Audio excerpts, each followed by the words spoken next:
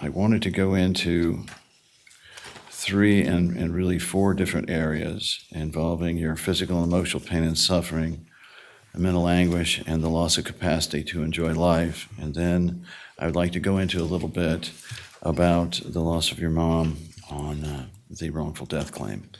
So I want to start out on physical and emotional pain and suffering and ask you how what has happened here has affected you, and do you believe that you do need medical or psychological treatment from time to time? Most definitely, yes. And so are there problems about this that you can explain to the jury? Yes, so I still experience CRPS pain, and unfortunately, I am a little bit scared to seek treatment because of what happened last time, how I ended up at Johns Hopkins. I'm also a little bit afraid to even talk about my pain, one, because I don't want to worry my dad, and two, because I don't want people to tell me that I'm faking it. Is it hard for you to describe symptoms? It's not hard for me to describe symptoms. It's more so that I'm afraid that they won't be believed. Is that difficult for you when, for so long, your statements, your pleas, if you will, about your pain were disregarded, or you were told that they weren't real? Object to the leading, Your Honor. Overruled. Yes, and I still suffer from that to this day. To this day, do you still have any feelings inside where you question yourself if there is an injury or emotional issue? Yeah, so I told the story a little bit about how I broke my pinky playing football, and I waited a couple of days before I actually went and got help for it. I thought maybe it will go away. I'm just being dramatic, and I kid you not, my pinky was completely to the side. And I actually only sought treatment after my aunt, because she worked at the surgery center that I went to get it fixed. I was only comfortable knowing that she was in the operating room with me. Now, the jury would like to know, though, they know that you've seen like a dermatologist, and you've been to the dentist, I think? Correct. Right. So why are you able, and you were actually admitted into a hospital up at Arnold Palmer, I think, for one of your relapses, were you not? Yes, I was. So with Arnold Palmer, the first thing that we did was talk to my primary care physician, John Wasner. And when he talked to the hospital individually, that's when I felt comfortable going to the hospital and staying there. If you talk to the doctors, they would tell you that I definitely wanted to get out. I stayed there for a week, and then we continued the rest of the treatment at home. Sorry, what was the first part of that question? I completely forgot. It was about whether with physical, and well, first about the dermatologist and the dentist. You've been to those. Yes, so I haven't really been wronged before by a dermatologist or a dentist. Those appointments typically last about an hour, so I feel more comfortable going there. And also, from your perspective, does it seem likely that your dermatologist or your dentist will try to have you taken away? Yeah, I don't think like a dentist would ever do that, and I've never heard of such a thing. So how are you sleeping now? I understand you recently discovered melatonin, but Yeah, so I'm not sleeping that great. There's two sides to it. So it's either I stay up all night, I am in pain, and I'm thinking about all of this, the legal stuff and Johns Hopkins All Children's Hospital memories, or I fall asleep and I have nightmares and I wake up sweating. Sometimes I cry, because whenever I dream, it's not dreams, it's more nightmares and remembering all the trauma. okay. So how many hours do you sleep on average a night? 5. What happens? Have you tried tramadol? Any of those? I have Ambien? trazodone, yes, and Trazodone? again, I'm able to fall asleep, but then once I enter REM sleep, I start dreaming, and it's just too difficult. Does it wake you up even with the trazodone? Yes. And so now, Maya, they know everyone knows that you're a very, very good student, but can you tell the jury about any difficulties that this emotional pain and suffering and physical as well, to the extent it's been aggravated, has changed your ability to focus, study? Yes, so when I'm experiencing higher levels of pain, it's harder for me to concentrate on the material.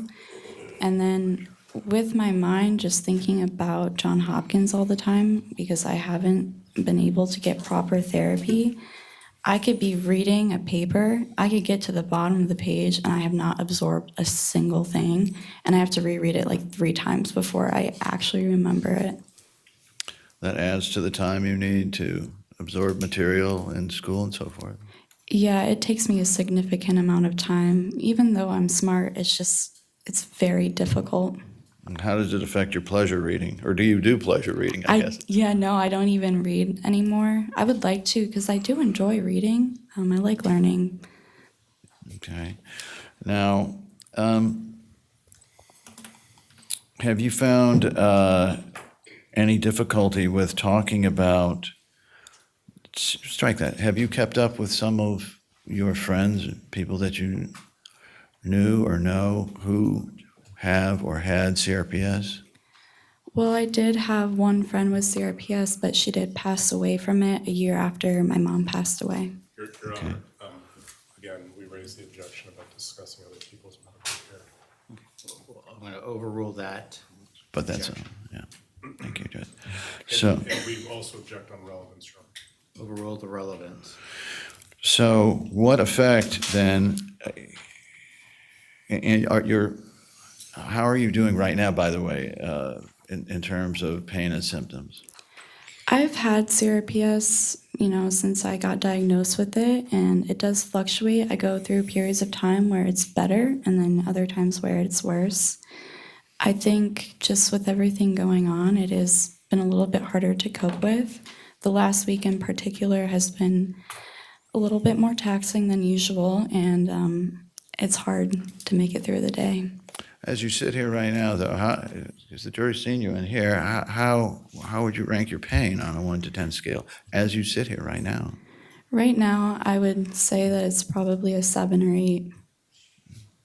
But you don't grimace, you don't? No. Okay.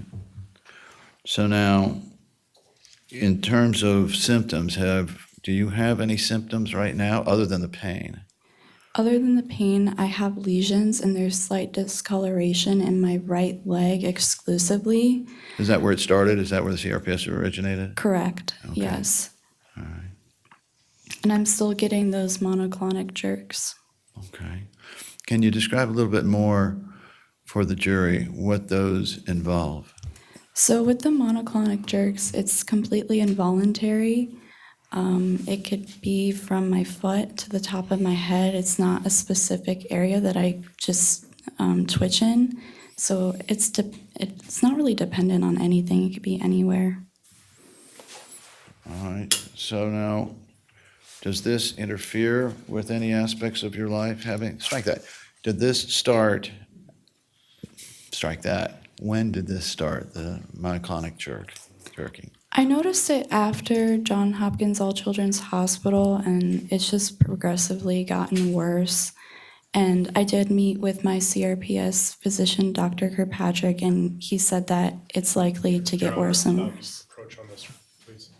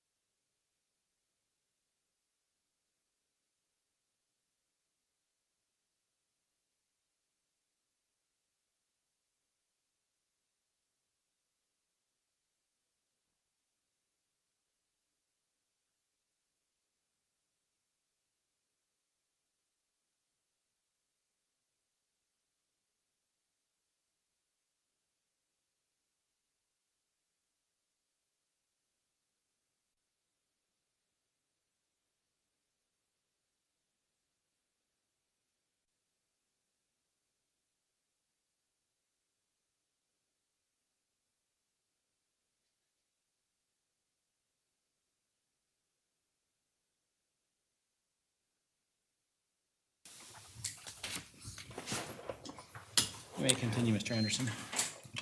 What I wanted to get at was when you have the CRPS pain or these lesions starting up, how frank are you with your family about them?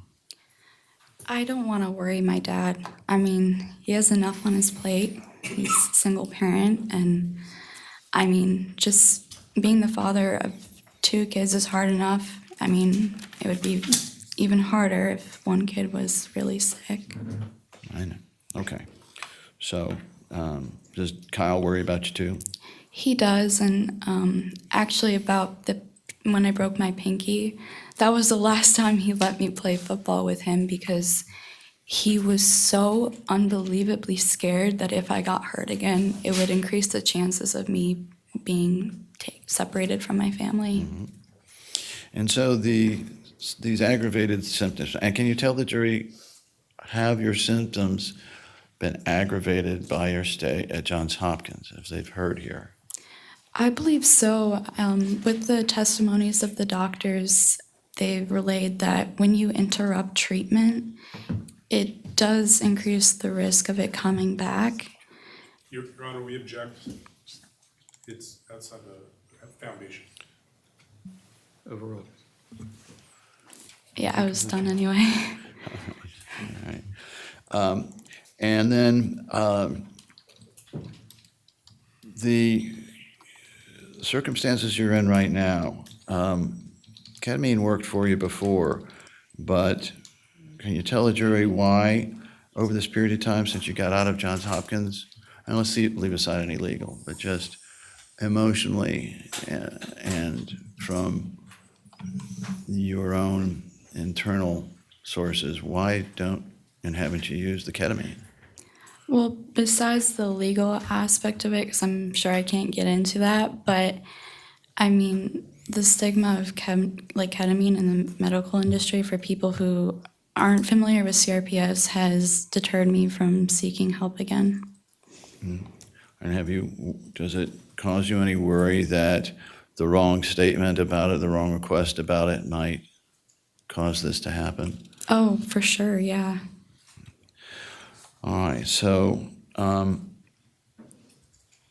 with the increased stress you've been talking about, has that had any physical manifestations? I mean, obviously the CRPS, but leaving aside the CRPS, and we'll get into the psychological, but leaving aside the CRPS, do you have any physical manifestations when you get stress?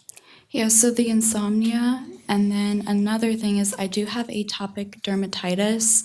It was pretty well managed for the most part with ointments. It was never really bad, but I want to say within the last year, it got to be a serious problem. My skin was just disgusting. So I went to the dermatologist for that reason. Now I'm on a shot called Dupixent, and it's completely gone. But those shots are, expensive, and I have to take them every 2 weeks to keep my atopic dermatitis under control. And I just want to say the dermatologist said that it wasn't from environmental factors, it was from stress. Hearsay, Your Honor. Sustained. So then, plus, needles, right? Yeah. All right, I want to turn to the mental anguish segment of these damages.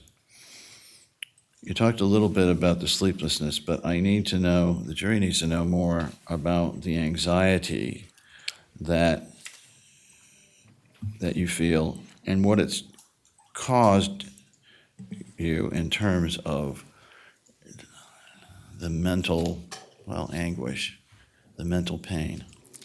I am quite fearful to even talk to anybody about my feelings. I don't know if I'm allowed to tell why, or because it's about the legal stuff, how it's been subpoenaed. Let's I don't stay know away if I'm from allowed- Okay.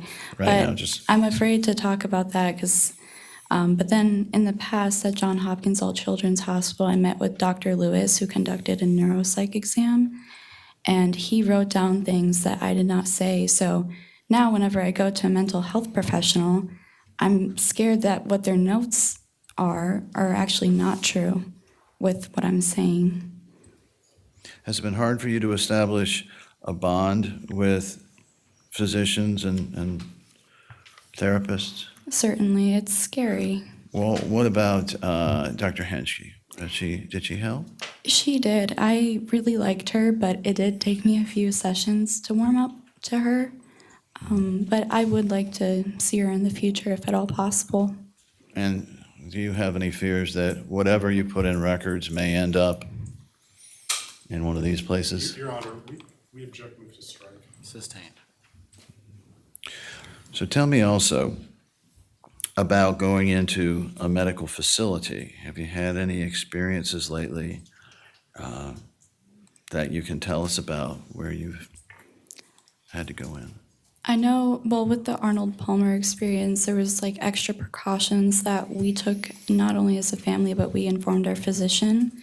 So every single time I go to a doctor's office or a hospital, it's quite frightening. There was actually one time I had a pretty bad cold, so I went to urgent care. But again, I waited like 4 days.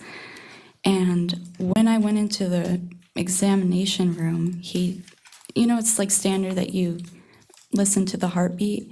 He asked me, "Why is your heart going so fast?" And it's even scary to talk about, but I just told him I have anxiety when coming Object into, to hearsay, Your Honor. You can say I'm what you going to overrule on that one. but I just have anxiety going into those places. Okay. Now,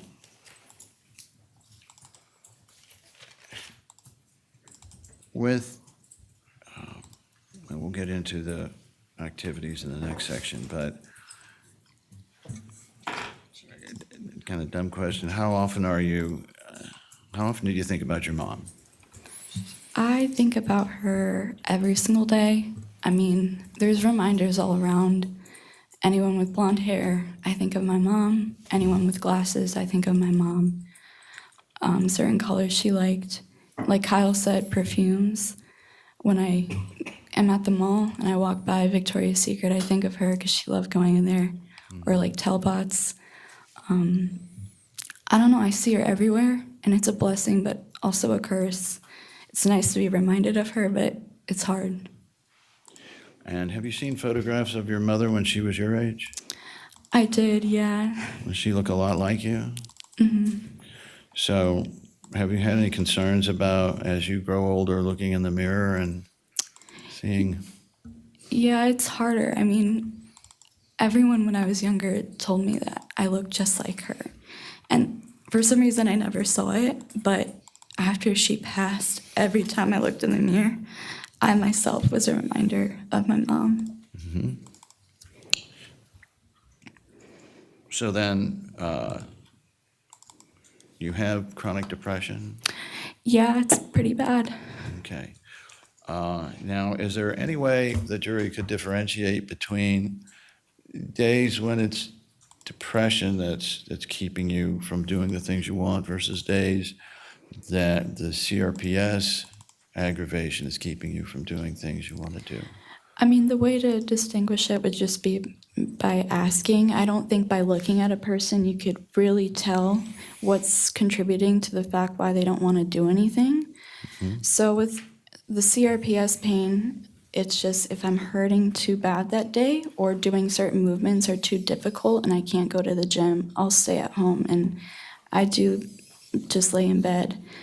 But then there's the depression, which is, I would say most of my depression would be revolving around my mom's death and then being taken away and being held at Johns Hopkins All Children's Hospital. And I constantly think about those 3.5 months. Mm-hmm. Does it have any effect when you see someone that looks like Miss Beatty or some of those nurses? Yeah, this is kind of embarrassing, but I did work as a server, and I was fine working there for most of it. Was it I would Cracker say, Barrel? Yeah, Cracker Barrel. How long did you work there, Carol? Not long. It was a very Weeks short or time. months, or? It was maybe 2 months-ish, around there. It was a couple of months, but it was short compared to what most of my peers do. But but I was serving this one table and I was looking at my little notebook. And when I looked up to listen to her order, the lady looked one-to-one with Kathy Beatty.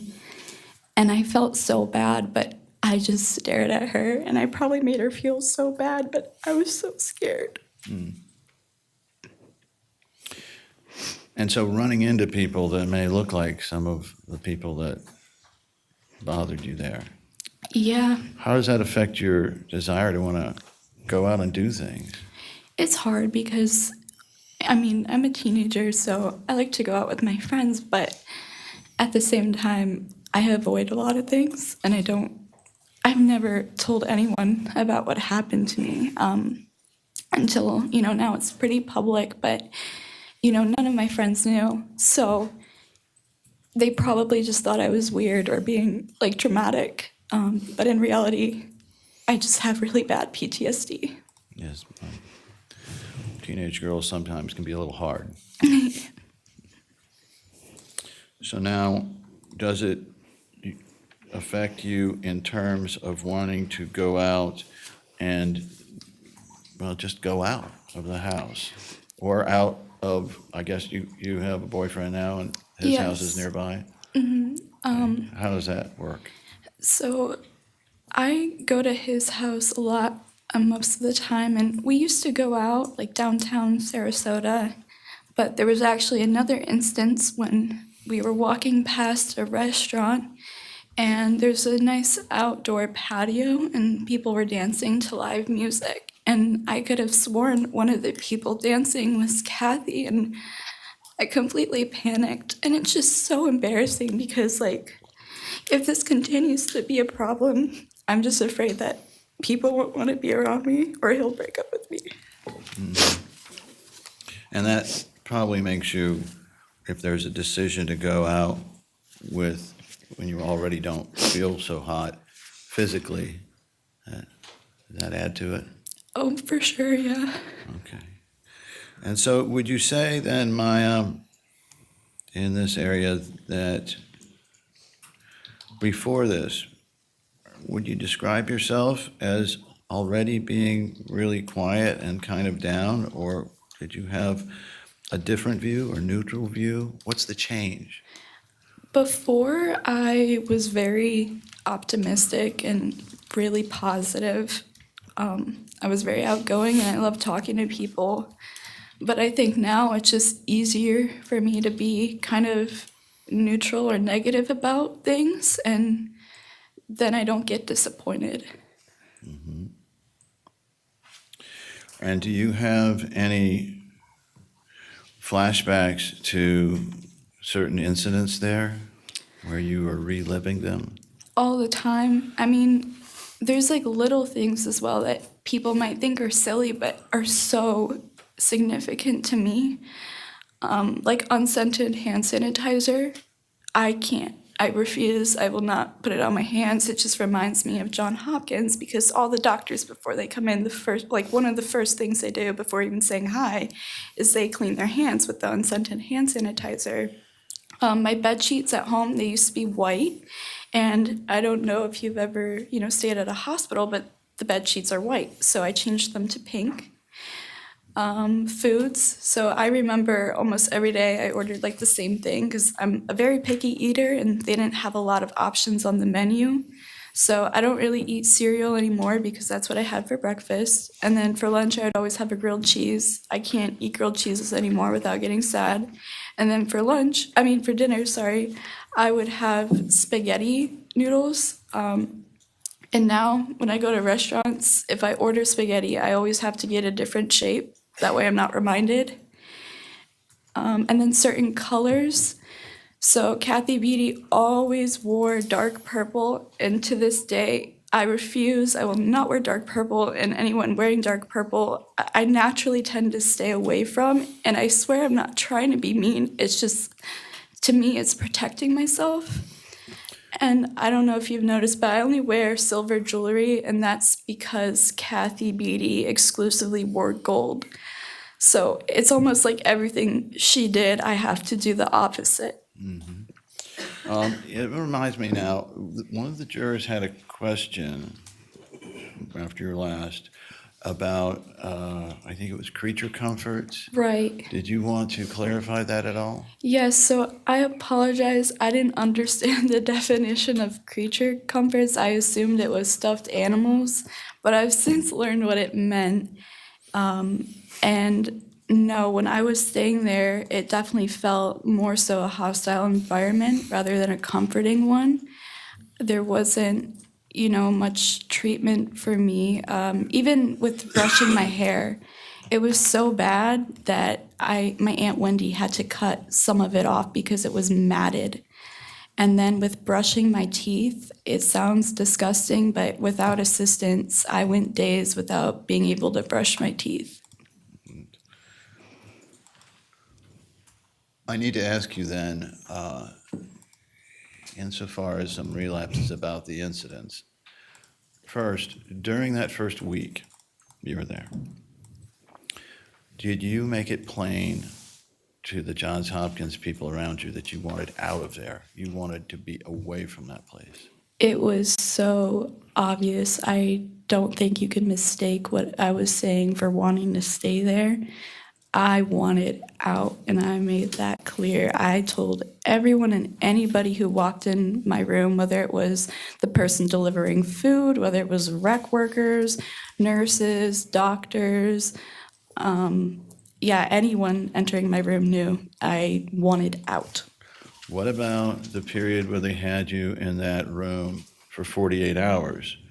Did you let people know, even during that 48 hours, whether you wanted to be in there or outside? I did not want to be kept in a room all the time. I mean, even though I'm in a wheelchair and I can't walk, it doesn't mean I want to stay put. I'm still a kid. I want to explore and I want to do things. Do you remember any incidents where you asked whether you could leave to go play with a kid or play in the rec room? I never really asked to play with the kid because I knew their answer would be no. But I did ask to go to the rec room quite often. Just because you were sitting there for 48 hours, Yes. or 42, whatever it was. And then the event where on January 6th you were held and disrobed, did you let them know, Kathy Beatty and the other nurse there, know you wanted away from them and out of there? Yes, I was crying my eyes out.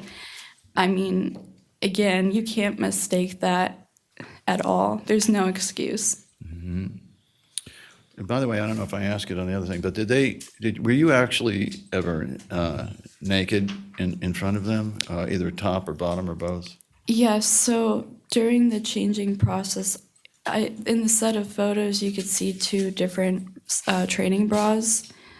So I did change out of that, and Kathy did see me naked at times. And how did that make you feel based on the way you just are about that? Disgusting and violated. Okay. Now, you said that your mom is always with you, and now we need to talk a little bit about your mom's death. And the first thing I want to ask is, you heard the rest of your family's testimony, but what are the things with her being gone that you really liked to do, family-wise, that you don't anymore? Well, at least 3 times a week, my family found time to sit down and watch our favorite shows.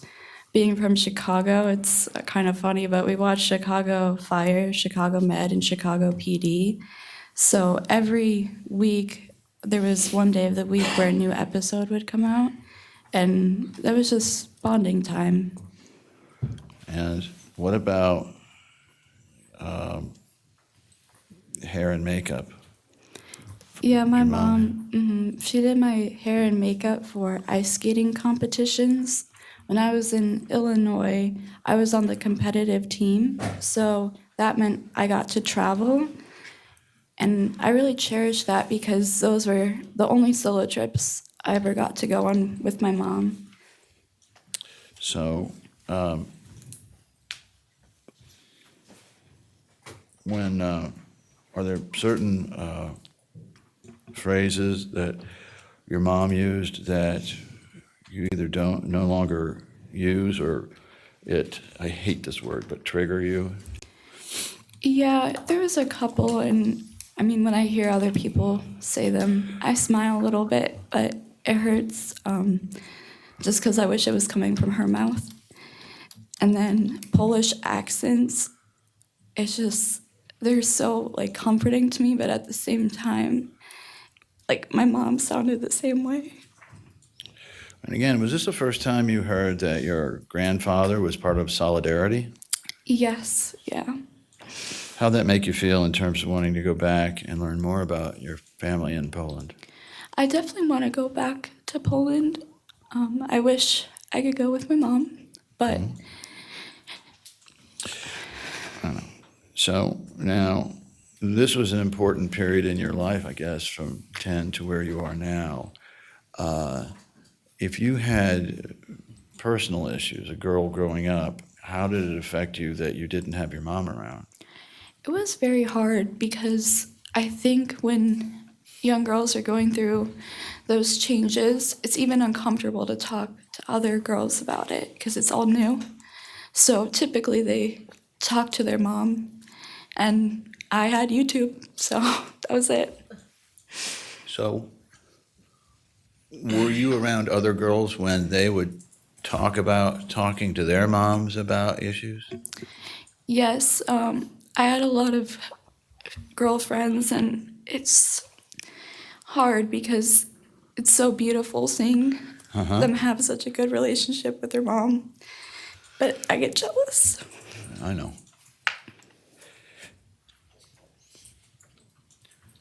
So now, with these conversations that you used to have with your mom, what happens when friends of yours, or just girls that you know from around, start having conversations about going shopping and things with their moms? It makes me very emotional, but typically I'm very good at hiding my emotions. It sounds mean, but sometimes I get distant from them. Like I won't want to hang out with them as much anymore. Perfectly normal. So now, are you still in the same bedroom you were in when your mom was there? Yes. And what about that, if anything, is that a dumb question, but how is that a problem? It is a problem. I've changed my room so much. I've gotten a new bed, new sheets like I talked about. My dad has painted it a different color, and he's decorated it a little bit for me.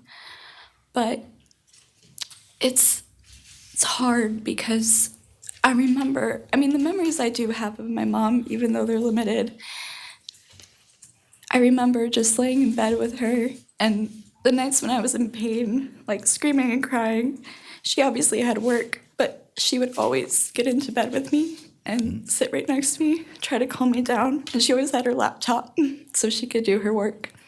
Just to be next to you. Now, while we're on that topic, I wanted to ask you about conversations with your mom while you were in the hospital at Johns Hopkins. And from the first that you went in, as time went on, what, if any, changes did you notice in your mom's voice and, if you will, approach to you? Right. So I was granted phone call privileges with my mom at certain times, and I was very grateful for that. But you could just, when you know somebody, like you could hear when they're struggling.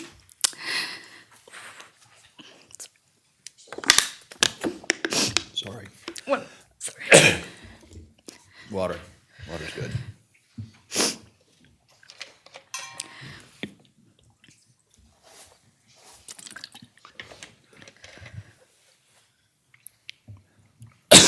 So, during these periods of time, and I really want to go from the conversations when you first we're in there, and then on as we get close to the time that your mom passed? At first, the conversations were, I would say, pretty good. I wasn't allowed to talk about certain things, and she wasn't either. And you could kind of hear that in the audio recordings because she's either redirected or she pauses and has to rethink about what she's going to ask. And there's so many like little filler questions because even though we couldn't talk about important things, just being able to talk was enough for me.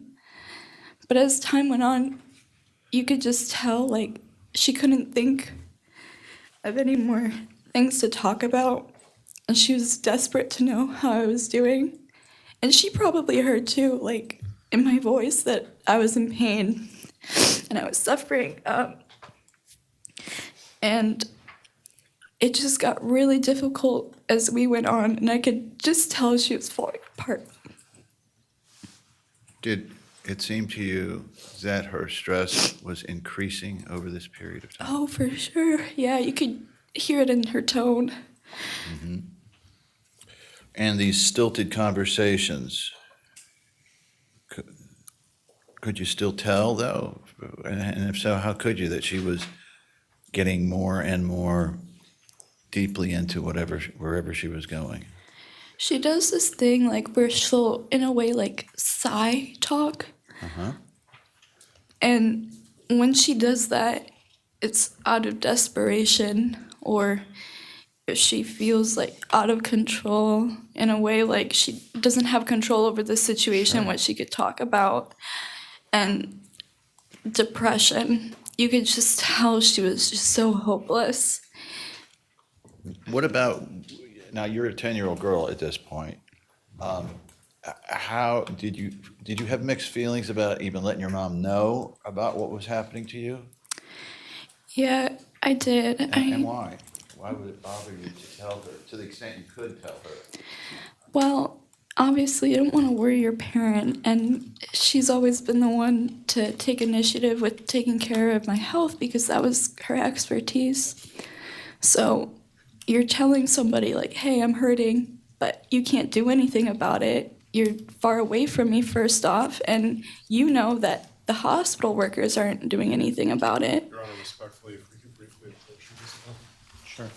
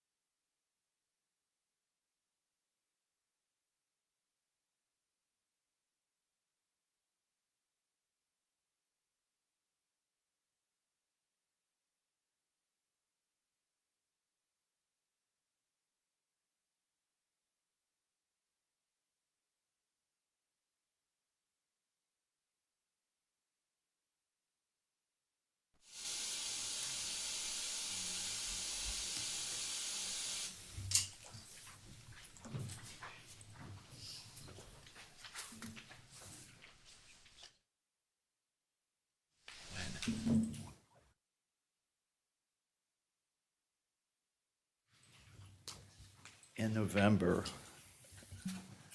if you can recall back, were there calls where Kathy Beatty was interrupting you and your mom's calls? Constantly. How did that affect your ability to communicate with your mom and your mom with you? Well, it made it very difficult. There were so many restrictions as is about what we could say and what we couldn't say. And then you have, Your Honor, respectfully, same objection. Overruled. He qualified it by a date. and then there was a person sitting right next to me who's making funny faces and acting childish when I'm having this special time with my mom. I mean, Kathy, she could just talk to her mom whenever she wants. She could pick up the phone. But with me, I only got to talk to my mom when Kathy was present, and she made a fool of herself when I was on the phone with my mom. There is testimony in the record about you being told that your mom was in a mental hospital during this period of time. Do you recall that? I do. As you sit here today, can you tell the jury how being told these things about your mom, especially now your mom is gone, how that affects you in everyday life? So when I was in the hospital, I was told that she was in a mental institution, and that's one of the reasons I couldn't see her. So the first thing I'm thinking is, why in the world would she be in a mental institution? You know, she's not mentally ill, she doesn't have anything wrong with her, and she hasn't done anything to our family. So it really did not make sense. When I was allowed to visit with my dad, I asked him, and he looked at me like, "What are you talking about?" And that's when I started to realize most of the things that these doctors were telling me were false. Does that, again, give you difficulty in certain situations trusting what someone is telling you? All the time. Suspicion, in other words. Yes, I really don't trust people.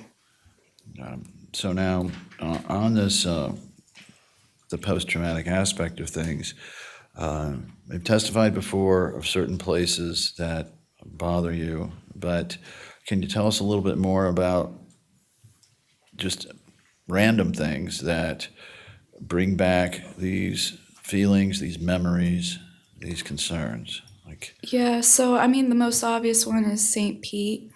And I didn't always, not like going to St. Pete. I actually went there with my mom quite a bit when I was staying at the Ronald McDonald House for easier access to get to my infusion center. My mom and I would go downtown St. Pete, and she would wheel me around. And there was this one gelato spot that we always went to, Pachugo Gelato. She always got coffee, that was her favorite, and we would just sit and have a good time. Even though I was hurting, we still found time together and to make good memories. And now the fear of running into somebody at places in St. Pete is greater than the potential joy I may derive from revisiting those places that I used to spend time with my mom at. I want to just mention some things. I don't want to take you back there, okay? So if this, I'm just going to, beeping noises. Yeah, so beeping noises are kind of like all around us. So when, you don't buckle your seatbelt, the little beeping noise goes off. Or if I'm backing up my car, the beeping noise. When I was at school, when I was going to school physically, the alarm in between periods. But those prolonged, rhythmic beeping noises really bother me because in a hospital, that's all you hear 24/7. So in a way, the whole entire world in which I walk in, there's always going to be reminders, and it's hard because right now I could walk outside and I could point out 15 things that remind me of what I went through. What about ticking of a clock? Oh my gosh. When I was in the PICU, that's all I looked at was the clock. It was right at, a little bit above eye level, and that's all I did was stare at that clock. And I was just waiting and begging, like, okay, this is what I did. So after it would reach 2 o'clock, for example, I would say just 1 more hour, you could do it. Then 3, and I just thought that eventually I would reach an hour where they would tell me I could go home, but it didn't happen for 3.5 months after that. And because you were 10, you really didn't have the emotional development yet to deal with this. Correct. What about people in scrubs? I have random notes here, so I'm going to just say things. Yeah, so, I mean, people, work in hospitals, doctors' offices, whatever. And after work, they might go to the grocery store, or they might walk their dog, or they might go to, Sephora or the mall. And whenever I see people in scrubs, I'm like afraid of you. Like, I will not go near you. I don't know. I just can't do it. What about, maybe I covered this, public bathrooms, trying to, Yeah, so this is a more awkward thing to talk about, but when I was staying at J Hatch, they would always have the door open whenever I was using the restroom. So I have like a hard time in public bathrooms knowing that somebody may be waiting for a stall, or if someone is in the stall next to me, I get really nervous because it just reminds me of the nurses who were like watching me urinate and use the restroom. so then, what about just everywhere? Is there anywhere you feel safe, Maya? No, and not even my own home. And for a lot of people, that's where they go to relax. And it's not anything that, within the home. It's just the fact that we've lived through so much. And during that time, we were staying at the house we are still in. Are you voting to move or not move? Oh, move. Yes, I would love to move. All right, so this takes us now to future plans. And back when we first talked, we talked a little bit about college, right? Yes. And we talked about some places you might want to go. My school. How have your plans changed, if they haven't? I mean, you talked about going to school in New York, or what steps have you taken lately to actually make this happen as opposed to wanting to? Well, again, the idea of college sounds really great. I mean, I'm a senior in high school, so everyone's asking me, like, where do you want to go? What do you want to do? Have you submitted any applications yet? Not a single one, and some of the deadlines are passed, and I really don't care, if I'm being honest. It's not that I don't want to go to school, it's just kind of like, what's the point? I feel like this chapter of my life needs to be resolved before I could actually take a step forward in moving on.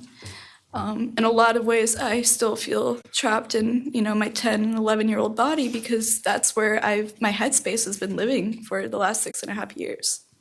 Well, given your obvious performance now, the schools you're looking at, they're going to be academically challenging? I would like to think so. All right. Well, how do you think you're going to do in those environments with really cutthroat academic pressure and competition?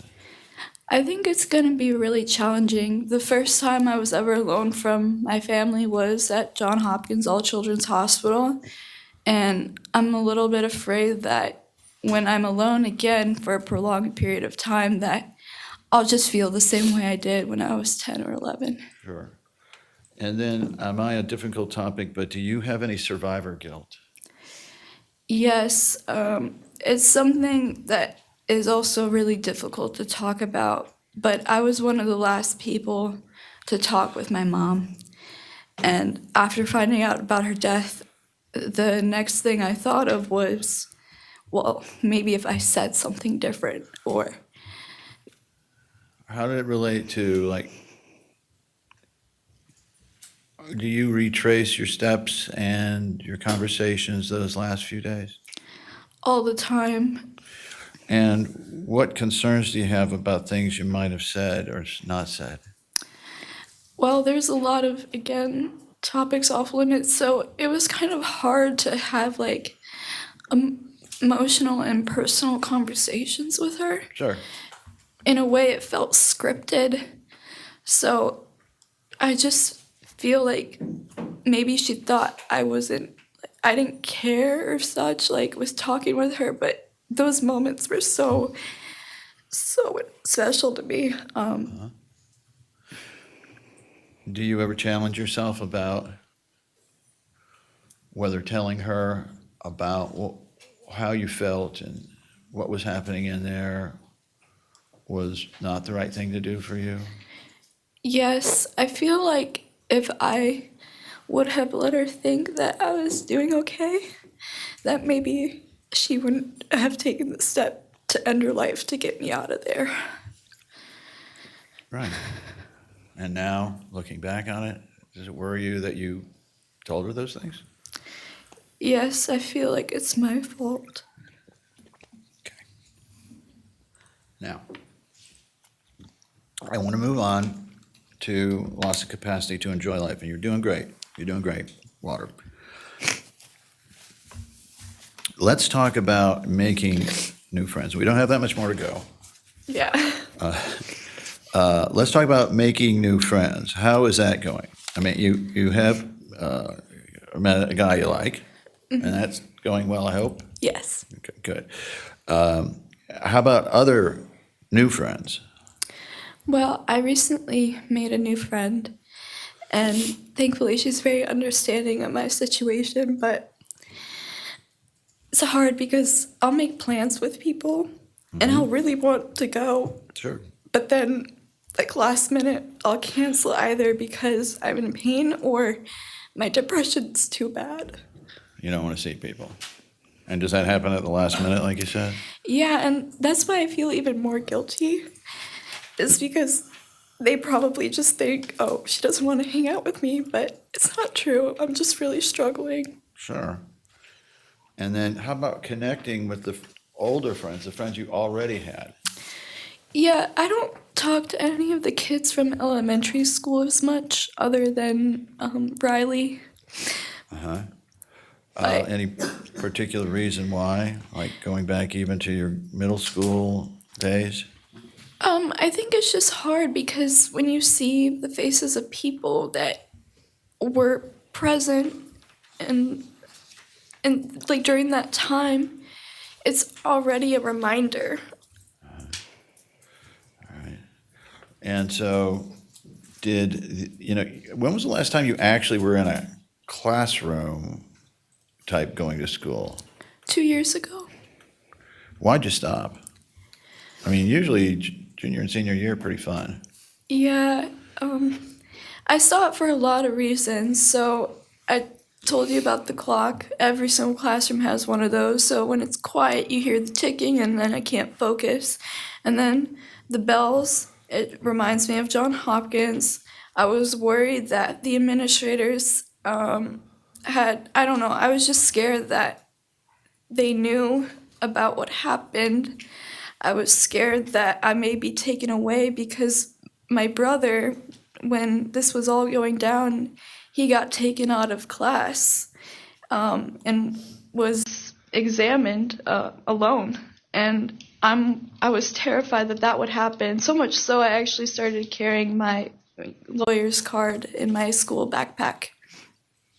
I'm still there. So the things that you were doing and very active in before, I'm going to go through them. You tell the jury whether you still do them or don't do them, and if so, how much. Piano, I do not do that at all anymore. singing, No, I do Great not voice. do that anymore. Developing the Polish language. No. Can you communicate anymore with like your aunt here that? Barely, because thank God she knows some English, enough where I could actually understand what she's saying. But with my grandma, for example, my babsha, I cannot have a conversation with her, and it's so hard because on the phone when I call her, she'll just break down and she's just crying. She's used to you being able to talk to her. Skating. Nope. I guess not.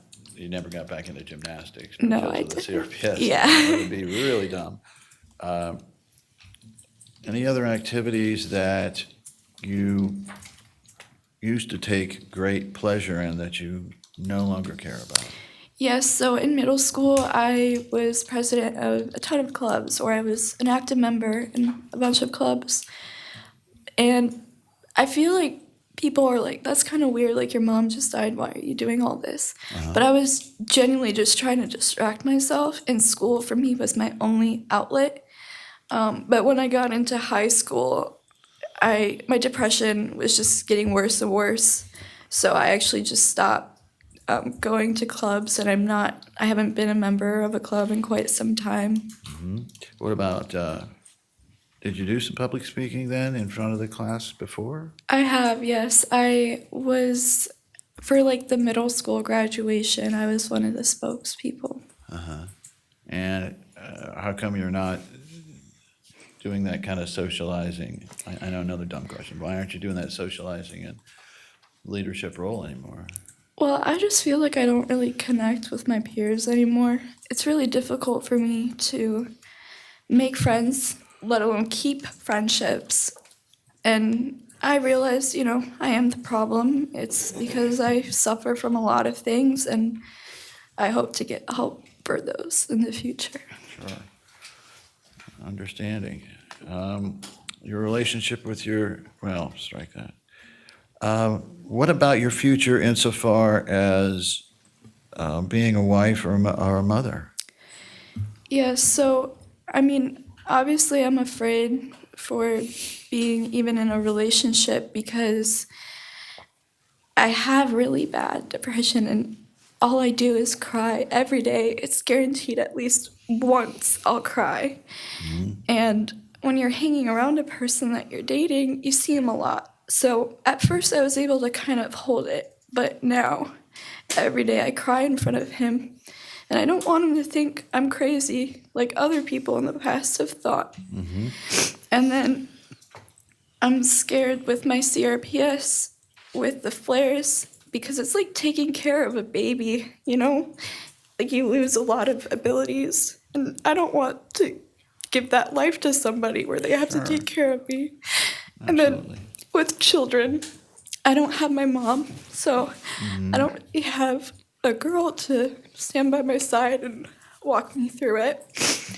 And Right. Wedding you're talking about? weddings as well, yes. But yeah, pregnancies, weddings, and I'm quite fearful that in the future, if I do have children, that my fear of doctors will prevent them from getting care. Okay. I had one more question on that, but I think I'll move on. So let's turn to the final area now. This is about things, what's known as the loss of child consortium with your mom. That's things that she used to do for you or with you that now either you have to do yourself or have to get somebody else to do. So I have a bit of a list in terms of clothes shopping. Was that a big thing that she helped you with? Yeah, Kyle and I both. And then social advice Yes. and physical comforting, snuggling, things like that. Absolutely. And then, of course, advice about growing up, becoming a woman, right? Yes. And then if you got sick or you thought you were getting sick, having a nurse as a mom, Right. is that Yes. okay? Plus now you don't want to go to a doctor. Yeah. All right. Doing your hair. Right. She always did it for me. And of course, if you did decide to go somewhere, I guess she did split the chauffeuring around with your dad. Yes. Cooking, Yes, she always cooked. and the house pretty much stays spotless, don't it? Still? Yes, still. All right. Do you feel like you need to take care of your dad some now? In some ways, I try to do the laundry as much as I can. I try to help out with our little dog. And I try to help out with Kyle sometimes in terms of driving him and whatnot. And I don't really buy clothes unless if it's with my money. That's why I kind of got a job. Obviously, he still buys me things and whatnot, but I do feel guilty because, he's the only one bringing money. So I don't want to use it. All right. Tell the jury any other practical things they should consider in terms of things that your mom did for you or did with you to the point where it was, you won't do them anymore. I think the other thing is just travel, But you have been out of the city a Yes. couple times. Good. Hopefully do more, right? Yes, hopefully. Okay. So before this, did I ask you to assist the jury in giving them some ideas, some quantitative data, if you will, on time that this affects you? Yes, you Okay. did. All right. So physical, emotional pain and suffering. How many hours on a single good day? If you have a good day, how many hours do one or more? Does this affect you? The aggravation of your CRPS and the PTSD and depression. I would say about 12. Okay. And then on a single bad day, including sleep time. 15. Okay. And then mental anguish and what we talked about, all those things. On a good day, how many hours does it affect you? I would say like around 10. And then on a bad day, how does this, what we discussed, affect you? 18. So 3/4 of the day. Yes, I don't really sleep much. Okay. Loss of capacity to enjoy life. How many hours on a good day? 11, 12. Okay. And then what about on the bad days? That would be again around like 17, 18. Okay. Now, if we could kind of combine these together to the good days versus bad days in the week. And I know it's mixed, but can you give us an idea of how many days out of the week are good days and how many days are bad days? I would say it really does depend on the season. I mean, right now it's actually a little bit harder than usual because October is the month that I was taken. But I usually do have more bad days than good. I would probably say 5 out of the 7 days are bad. All right. And that's taking into account the 3 categories for that. Correct. All right. And then about the effects of the loss of your mom. Let's talk about how many hours on a single good day that this substantially affects you. And I'm not talking about just a passing thought. I'm talking about whether, it's substantially affecting your life. Right? I would say about 7 hours. Okay? And I had you think about this before. Correct. All right. And how about on a single bad day? That would be like 9, 10. Okay. All right. So then how many days out of the week are good versus bad on average? I mean, I think about her a lot, and her death has severely, impacted me, and I would argue that that's probably like 6 out of the 7. Okay. So 6 bad to 2 good. 1 good. And finally, Maya, are you worried about the future at all with the challenges that life brings? Relationships, jobs, things like that? Yes, the first job I had, I held for a week.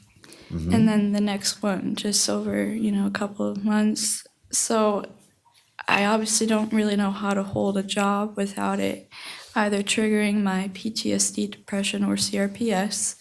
And then I am worried with my relationships, as I said, with friends and even my boyfriend. Okay, all right. Nick, anything else? Thank you, Maya. Thank you, Mr. Anderson. Mr. Shapiro.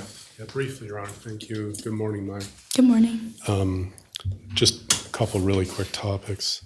So I know before you had your ordeal at All Children's, you did have some therapy before, I think, with Rebecca Johnson. Correct, to cope with the diagnosis of CRPS. And did you find it helpful?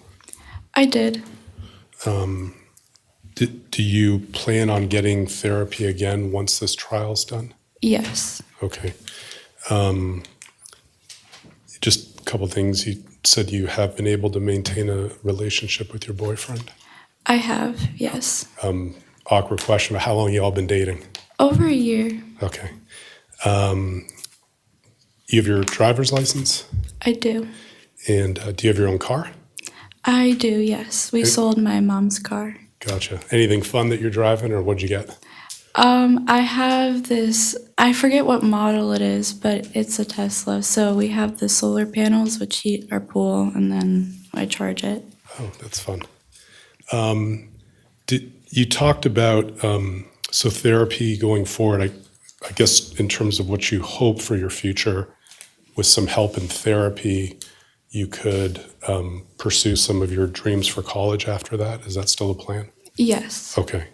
And just to be clear, you have, I would hope, big dreams for yourself. You're very bright. Go to college one day. I would like to do that, yes. Okay. Just because you've been sitting here in the courtroom with us, out of curiosity, any thought about becoming a lawyer? Probably not. That's a good choice. I don't Good think so. choice. That's one thing we probably agree on, Maya. Anyway, that's all I have. I appreciate it. And again, I'm sorry for your loss. Thank you.